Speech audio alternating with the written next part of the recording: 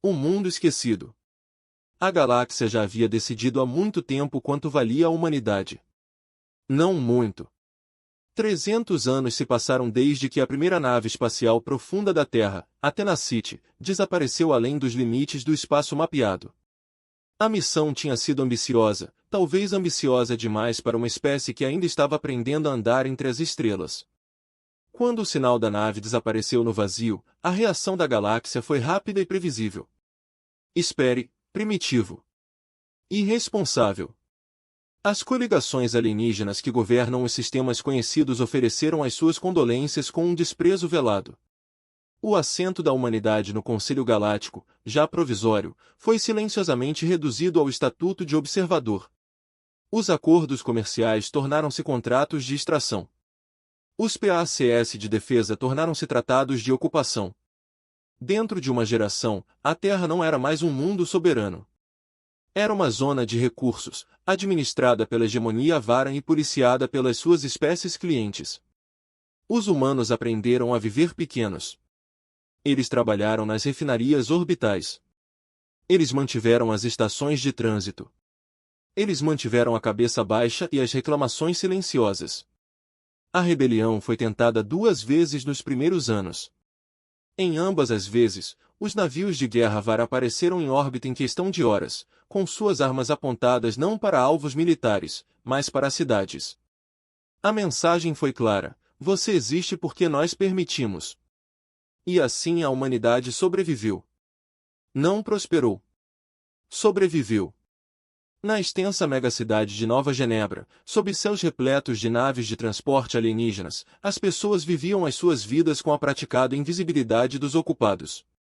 Os mercados zumbiam com atividade silenciosa.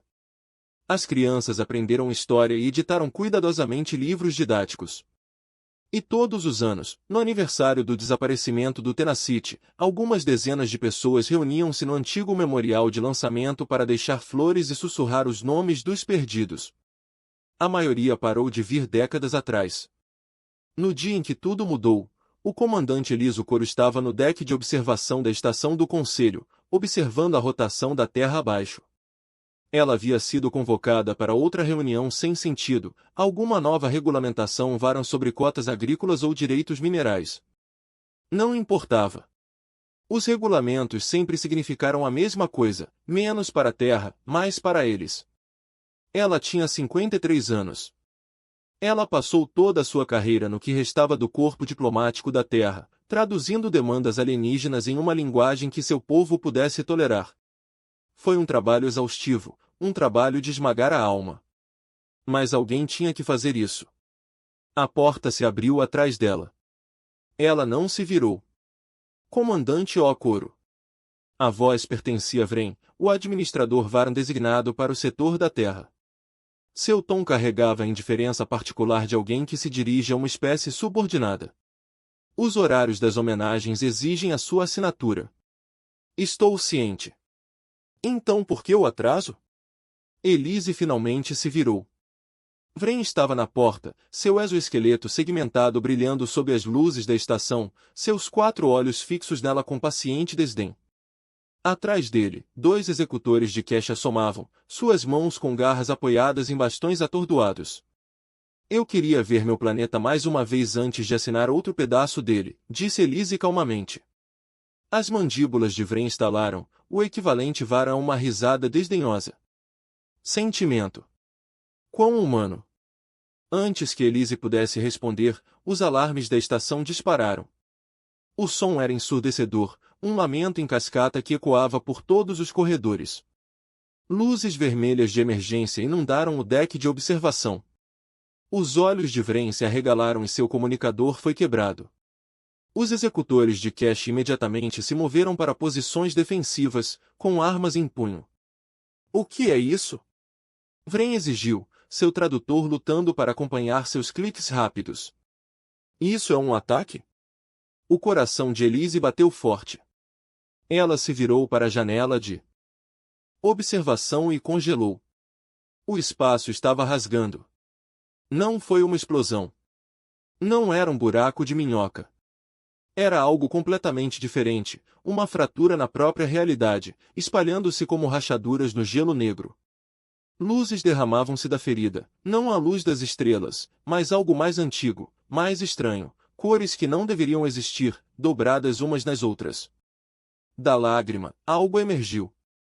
A embarcação W tão massivo, superando facilmente os maiores Dreadnought Gusvara.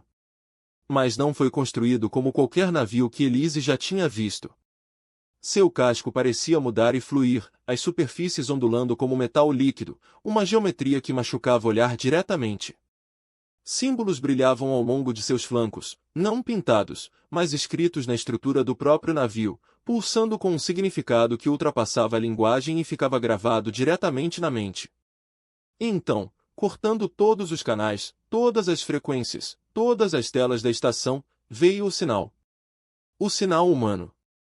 A transmissão era apenas de áudio, mas a voz que falava era clara, firme e incrivelmente calma. Esta é a transmissão com tenacidade do ESV em todas as frequências. Estamos em casa. Silêncio. Silêncio absoluto. A respiração de Elise ficou presa. Sua mão encontrou os dedos da janela pressionados contra o vidro frio. Vren cambaleou para trás, com a voz rouca e estrangulada. Isso é impossível. Esse navio se foi. Mas Elise não estava mais ouvindo ele. Ela estava olhando para o recipiente impossível pendurado no vazio, para a fratura no espaço selando-se lentamente atrás dele, para o futuro se abrindo diante de seus olhos. E pela primeira vez em 30 anos, a comandante Elise Okoro sorriu. A mensagem, a galáxia movia-se rapidamente quando estava com medo. Poucas horas após a chegada do Tenacity, todas as grandes potências tinham navios de guerra a caminho do sistema da Terra. A hegemonia Avar embaralhou 3 grupos de batalha. O domínio Karati desviou toda a sua frota fronteiriça. Até mesmo a reclusa Confederação Sil, que não se envolvia em assuntos galácticos há meio século, enviou observadores. Ninguém sabia o que era a nave humana. Mas todos entenderam o que isso representava. Uma variável que eles não levaram em conta. Na estação municipal choveu o caos. Diplomatas gritavam uns com os outros em uma dúzia de línguas. As forças de segurança bloquearam todos os conveses. E na Câmara de Comando Central, o executor Tavris, autoridade Varan Suprema no sistema de almas, estava diante de uma exibição holográfica de tenacidade, seus 4 olhos estreitados em fúria mal disfarçada. Como, sibilou ele, um edifício abandonado de 300 anos ainda funciona. O técnico Varan ao lado dele trabalhava freneticamente em seu console. Senhor, nossos exames são inconclusivos. A composição do casco da embarcação não corresponde a nenhum material conhecido. As leituras de energia estão fora da escala, mas não conseguimos identificar a fonte. E a distorção espacial que isso criou. Não preciso de uma lista de suas falhas, Tavris retrucou. Eu preciso de respostas. É uma ameaça?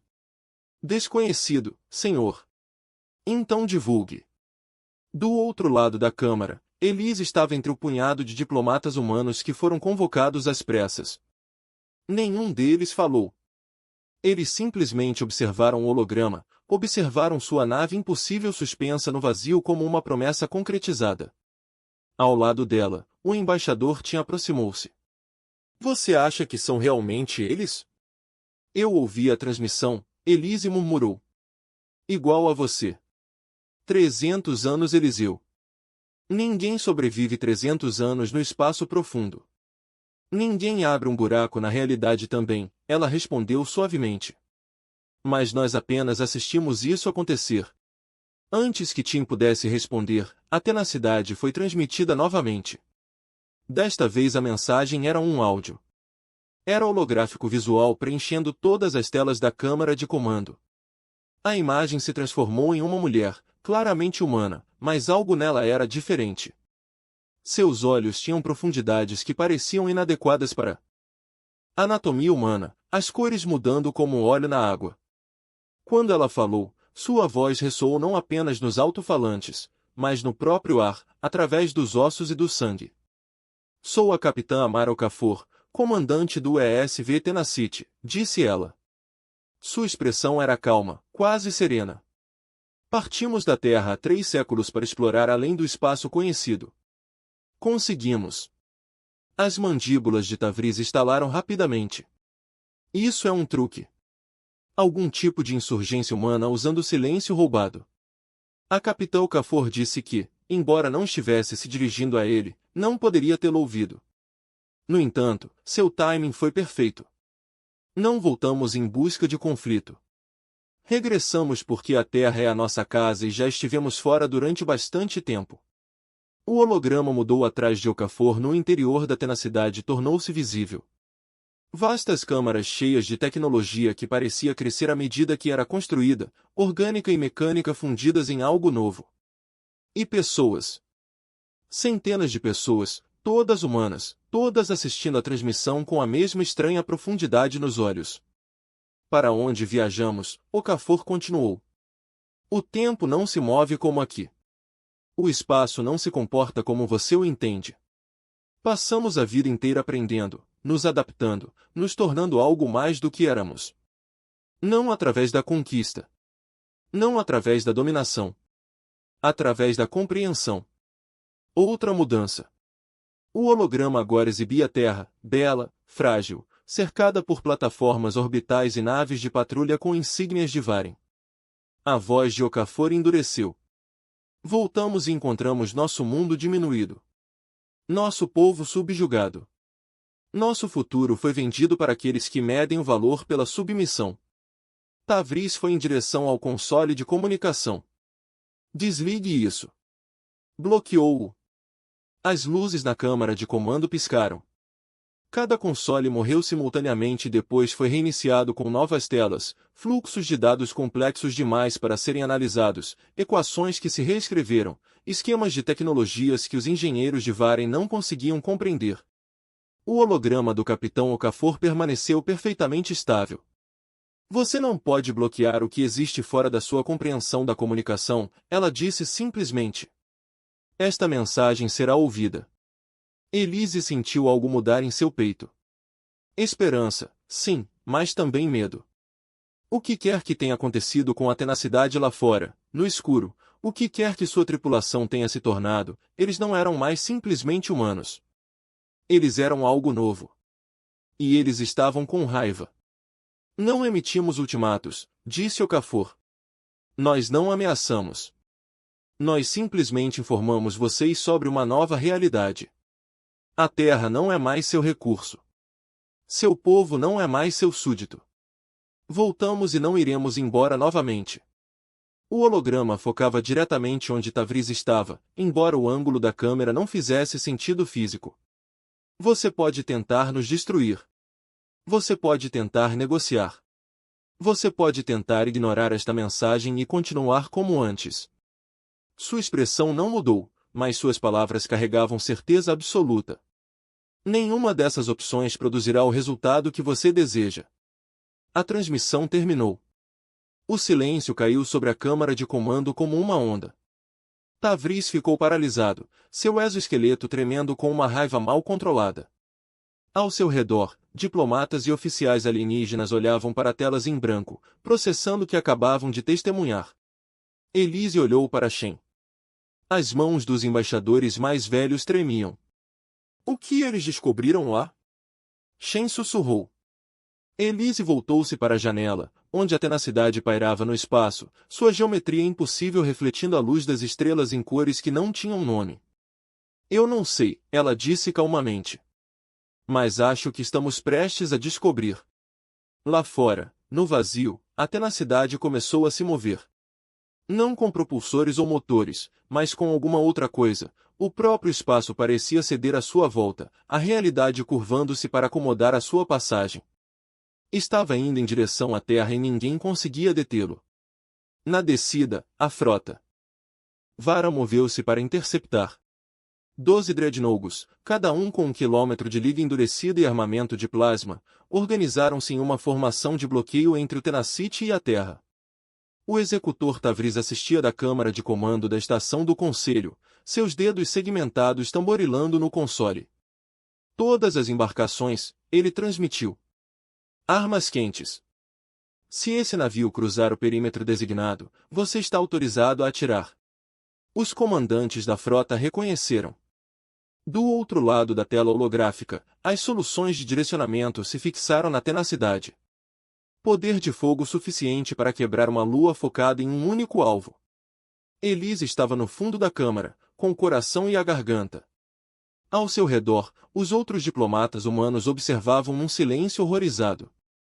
Era isso, o momento em que a esperança impossível da Terra seria confirmada ou incinerada.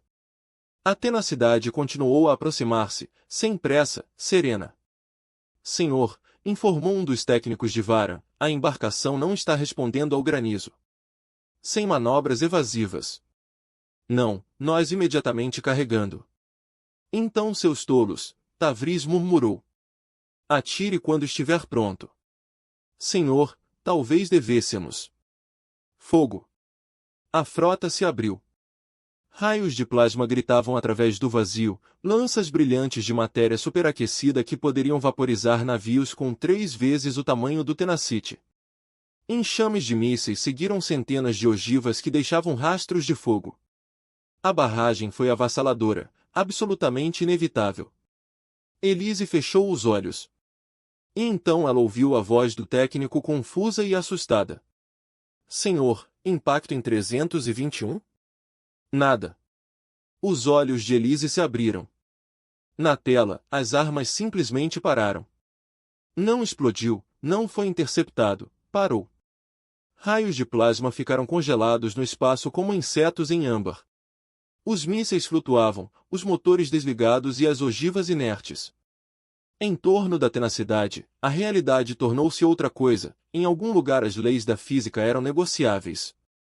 O quê? Tavris gaguejou. O que é isso? As armas congeladas começaram a se dissolver. Não explodir, não fragmentar, dissolver, sua matéria se desfazendo em luz que se espalha pelo espaço como aquarela na chuva. Em segundos, toda a barragem simplesmente deixou de existir. A tenacidade continuou adiante, intocada. Todos os navios, a voz de Tavris falhou. Retiro completo. Volte para. A transmissão foi cortada. Todas as telas da câmara de comando ficaram pretas. Então, um por um, eles voltaram à vida mostrando a mesma imagem. A capitã cafou parada na ponte, seus olhos estranhos cheios de algo que poderia ser pena. Nós te contamos, ela disse calmamente. Não voltamos em busca de conflito. Na tela tática os nós da varanda estavam em movimento. Não sob seu próprio poder, seus motores estavam desligados e seus sistemas desligados. Eles estavam sendo realocados, gentilmente afastados por forças que não eram registradas por nenhum sensor, posicionados em órbitas estacionárias ao redor de Luna como brinquedos sendo guardados por um pai paciente. Tavris desabou em sua cadeira, suas mandíbulas estalando em choque sem palavras. No entanto, continuou Cafou, não permitiremos que você ameace a Terra. De novo não. Nunca. A tenacidade passou pela linha de bloqueio agora vazia e continuou sua descida em direção ao planeta. Enquanto se movia, algo extraordinário aconteceu. O navio começou a florescer. Seções de seu casco desdobravam-se como pétalas, revelando estruturas dentro de estruturas, jardins crescendo em espaços impossíveis, arquitetura que existia em mais de 3 dimensões. E de dentro surgiram recipientes menores, centenas deles, cada um deles formado de forma única, orgânico e mecânico, belo e totalmente estranho. Eles se espalharam pela órbita da Terra como sementes ao vento, tomando posições em torno de cada instalação de varanda, de cada plataforma de ocupação, de cada posicionamento de armas. Nenhum tiro foi disparado. Nenhuma ameaça foi emitida. As forças da varanda simplesmente se viram cercadas por tecnologia que não conseguiam compreender, observando naves que se moviam pelo espaço como dançarinas na água. Na estação municipal, os alarmes soaram inutilmente. Os oficiais gritaram ordens contraditórias. Diplomatas de uma dúzia de espécies lutaram por protocolos de emergência que não significassem nada contra um oponente que pudesse reescrever as regras por conta própria. Uma Elise parada em meio ao caos sentiu lágrimas escorrendo pelo rosto.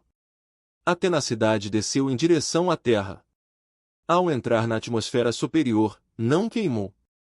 Em vez disso, parecia fundir-se com o próprio ar, o espaço dobrando-se à sua volta como seda ao redor da pele. Pessoas de todo o planeta olharam para cima e viram os navios impossíveis a estabelecerem-se numa posição estacionária acima do Oceano Índico, tão vastos que podiam ser vistos de todos os continentes. Em Nova Genebra, multidões reuniram-se nas ruas. Em Lagos, em Pequim, em São Paulo e no que restou de Londres, em todos os lugares onde os humanos ainda viviam, pararam e olharam para o céu. E pela tenacidade, a voz do Capitão Okafor ecoou por todos os canais, todas as frequências contornando os bloqueadores alienígenas com a mesma facilidade com que respirava. Povo da Terra, somos filhos da tenacidade. Somos o que a humanidade se tornou quando lhe foi dado tempo, espaço e necessidade para evoluir.